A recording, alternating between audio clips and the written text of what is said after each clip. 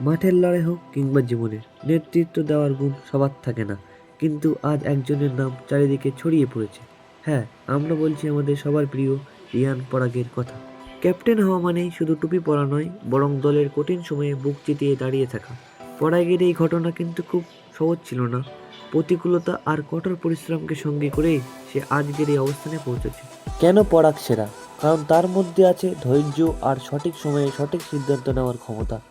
আজকে সে যখন ক্যাপ্টেন হিসেবে মাঠে নামবে, তখন কোটি ভক্তের প্রত্যাশা থাকবে তার উপর। আপনি যদি পরাগের এই নতুন দায়িত্বে খুশি হয়ে থাকেন, তবে কমেন্টে জানান আপনার শুভেচ্ছা। আর সাবস্ক্রাইব করে আমাদের সাথে থাকুন। পরবর্তী সব আইপিএল আপডেট পেতে এই চ্যানেল থেকে সব কিছু পাবেন। এর জন্য ধন্যবাদ। রাজস্থান রয়্যালের ফ্যান্সরা আপনারা কি খুশি এই বিসিসিআইয়ের সিদ্ধান্তে, অর্থাৎ রাজস্থান রয়্যালসের টিম ম্যানেজমেন্ট কুমার সাঙ্গাকারা ও রাহুল দ্রাবিড়ের কোচের এই সিদ্ধান্তে? আপনারা যদি খুশি হয়ে থাকেন তাহলে কমেন্টে অবশ্যই বলে যান।